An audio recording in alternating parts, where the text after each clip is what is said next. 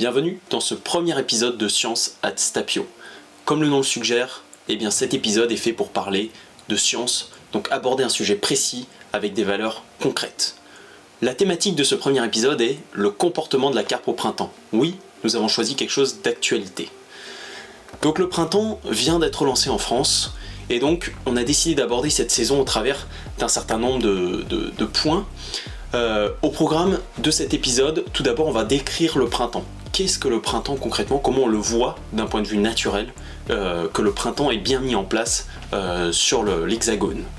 Ensuite, comment se réveille la nature? Concrètement, lorsqu'on arrive au bord d'un plan d'eau, d'une rivière, comment on sait qu'on est au printemps? Quels sont les petits indicateurs qui vont nous dire « Ok, là je pars sur une pêche de printemps, ou une pêche d'hiver, ou une pêche d'été ».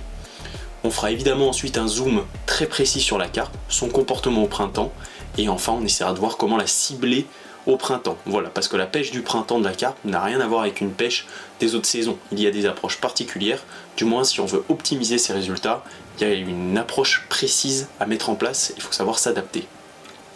En haut de l'écran, vous voyez des petits pictogrammes qui représentent en fait chacune de ces parties. Donc si vous êtes perdu, vous avez juste à regarder dans quel pictogramme on est, et vous retrouverez immédiatement la thématique sur laquelle je vais élaborer. Pour commencer, qu'est-ce que le printemps? On va parler ici de printemps météorologique, parce que le printemps il est défini dans notre calendrier, c'est le 21 mars, voilà.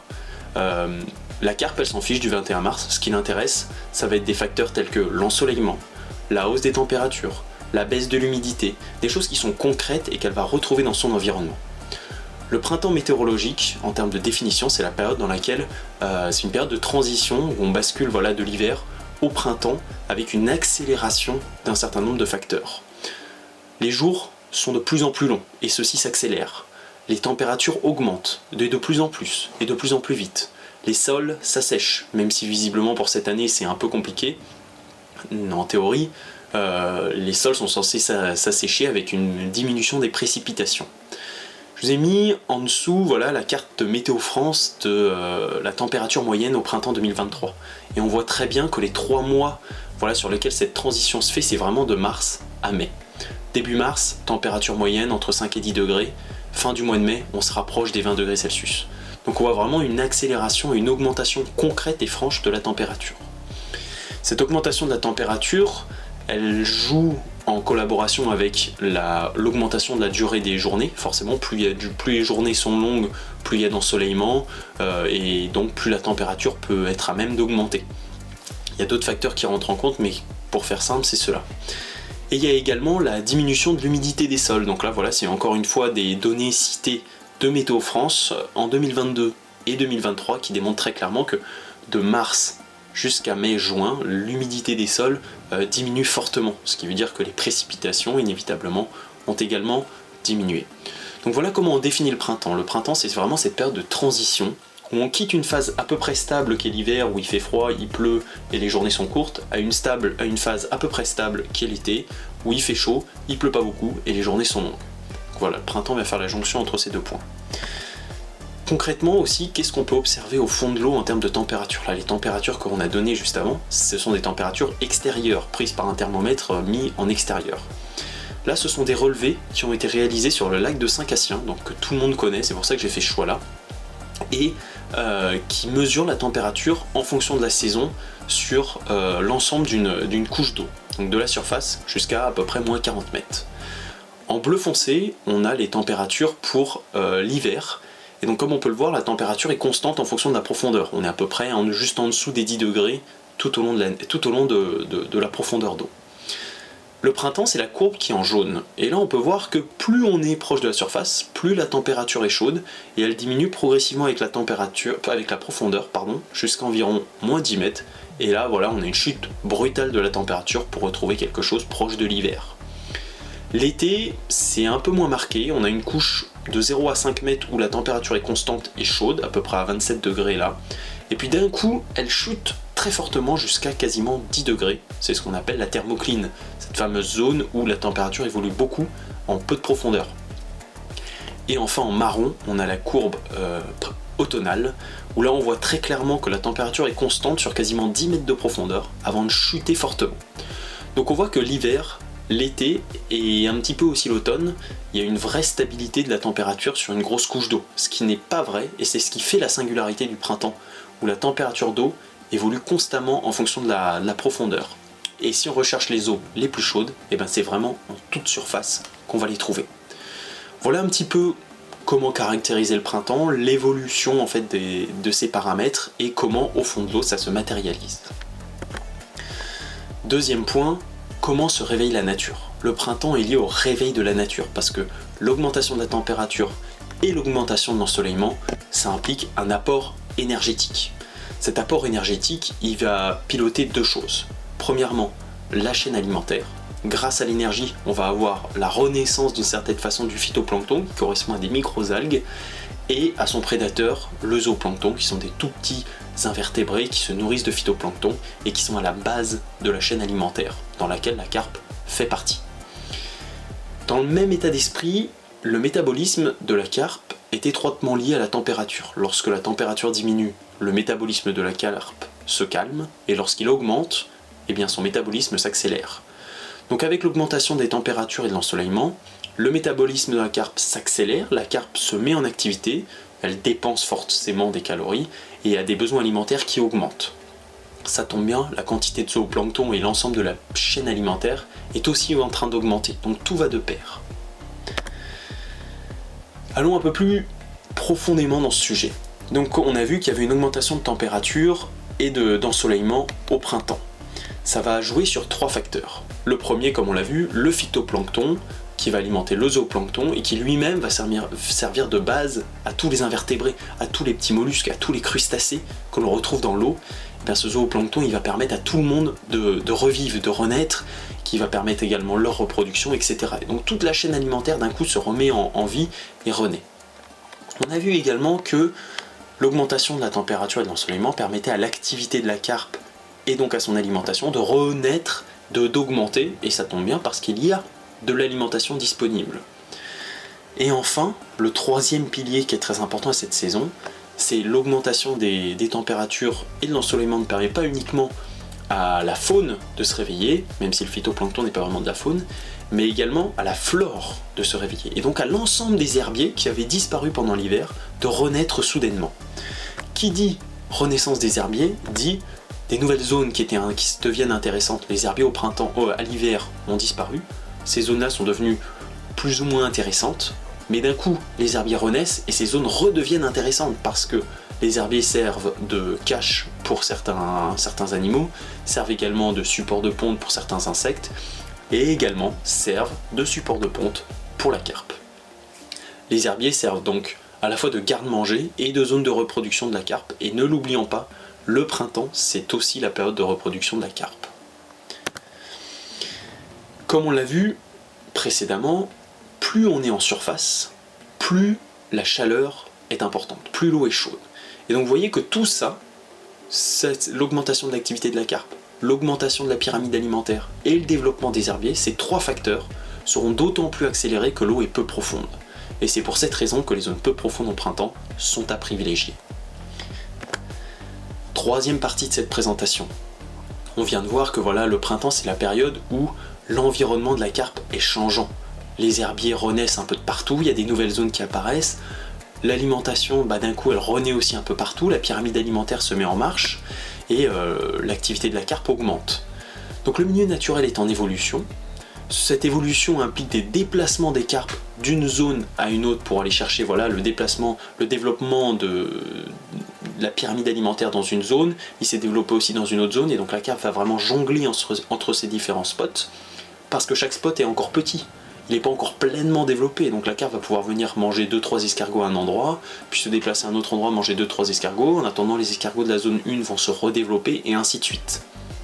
Et enfin, le dernier maillon de la chaîne, c'est le regroupement des carpes au printemps. Au-delà des déplacements, ils vont venir se regrouper dans une zone de reproduction qu'on appelle les frayères. Quelles sont les zones où on va retrouver les carpes? Là, ça commence à devenir vraiment précis au niveau de la pêche à la carpe. Donc au niveau des frayères, donc comme expliqué, ce sont des zones peu profondes où il y a des herbiers. Pourquoi peu profondes? Parce que c'est là où il va y avoir le plus d'herbiers qui se seront le plus développés. Et pourquoi il faut des herbiers? Parce qu'ils vont servir de support à la ponte.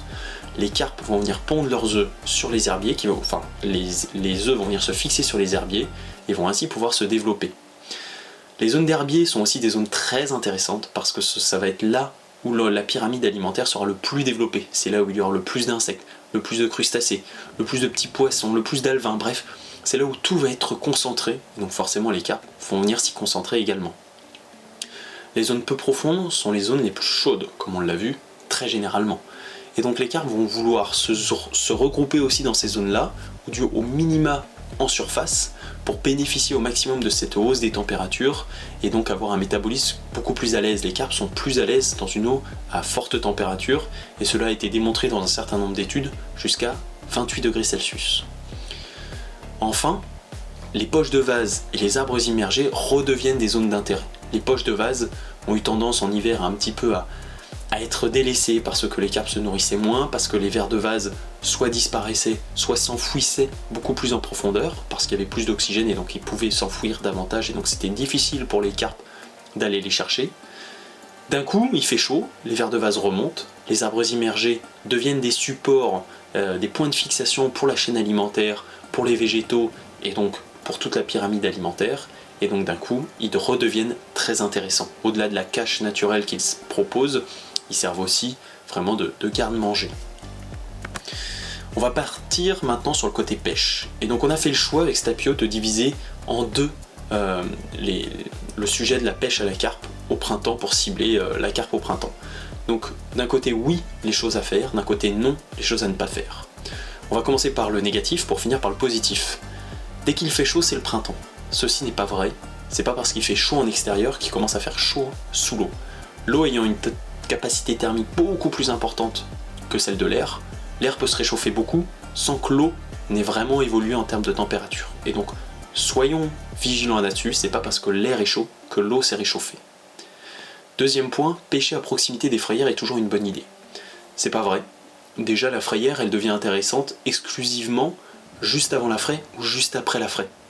Sinon, les carpes n'ont pas forcément tout de suite de raison de s'y trouver ou d'y rester. Et lorsqu'elles y sont pour se reproduire, elles ont généralement la tête à autre chose et sont très difficiles à capturer. Et donc c'est très frustrant de voir des poissons regroupés dans une zone et à s'agiter et à mettre des appâts tout autour. C'est généralement vain et c'est une approche qui ne fonctionne pas. Par contre, se placer stratégiquement au moment où les poissons se rapprochent ou au moment où ils quittent cette zone, là ça peut être très intéressant. Une légende qui a bon dos, enfin en troisième point, ça va être d'utiliser des èches fruitées au printemps. C'est pas parce que les cerisiers sont en fleurs et qu'il commence à y avoir des petites cerises que les carpes le savent et qu'elles se jettent sur tout ce qui a un arôme cerise. Les carpes sont des animaux opportunistes et ils mangeront autant une écrevisse au printemps qu'une cerise, et donc c'est pas tout de suite évident que mettre un arôme cerise va apporter plus de départ, loin de là. Donc il vaut mieux vraiment tâtonner sur différentes approches plutôt que de partir du principe que les carpes vont rechercher des èches fruitées. Enfin, les carpes sont très en déplacement au printemps, comme on l'a vu, elles vont de hotspot en hotspot parce que les hotspots sont pas encore trop développés. Et donc si vous utilisez un amorçage très localisé, très petit, et bien si ça se trouve les carpes vont passer à côté. Elles iront de leur poste A à leur poste B et zapperont votre spot. Si à l'inverse vous arrivez à occuper un peu l'espace, ce qui ne veut pas dire baigner, ce qui veut juste dire étaler un petit peu, vous avez plus de chances d'intercepter les poissons. Après, si vous pêchez directement dans le garde-manger, alors oui, un petit amorçage concentré est une excellente stratégie. Ça fait une transition toute trouvée vers la partie oui.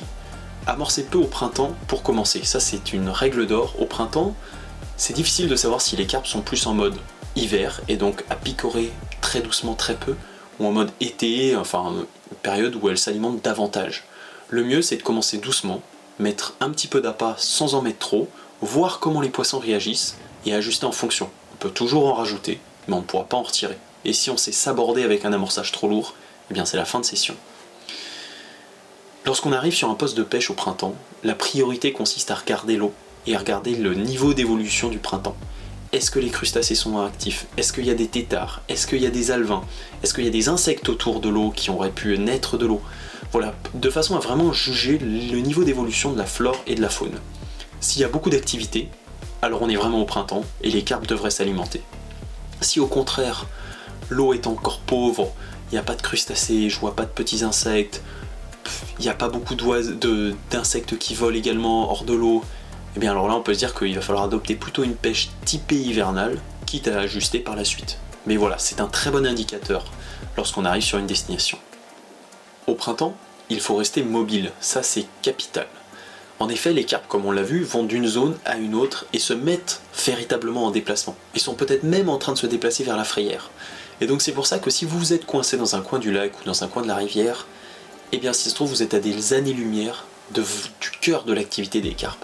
Donc c'est très important non seulement d'observer avec ses deux yeux où se manifestent les carpes, où est-ce qu'elles se trouvent, et à les traquer, à les suivre de poste en poste. C'est beaucoup d'efforts, mais c'est aussi très souvent récompensé. Et enfin, un point primordial, et c'est pour cela qu'on termine par celui-là, prendre très soin du poisson. Encore plus que d'habitude, les poissons en sortie d'hiver sont fragiles, sont fatigués, sont sujets aux bactéries, aux virus, sont affaiblis. Et donc c'est pour cette raison que voilà, en sortie d'hiver, il faut limiter les blessures, il faut limiter le stress du poisson, le remettre dans l'eau le plus vite possible dans les meilleures conditions.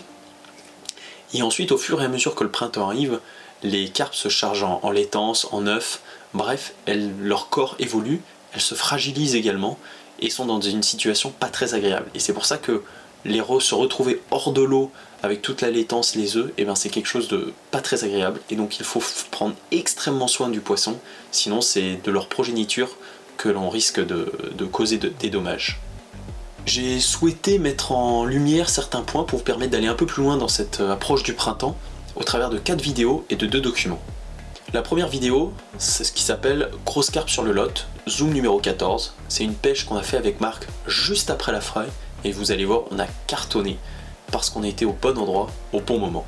Le zoom numéro 12, en quête de pépites, j'étais avec mon ami Nicolas, et là on était sur une pêche post-hiver. On était quasiment encore en pêche hivernale, il faisait entre 5 et 10 degrés à l'extérieur, l'eau était guère plus chaude, c'était le début du printemps, mais vraiment les tout débuts, et vous allez voir qu'avec des pêches au spot très précises, on a su s'en sortir relativement bien.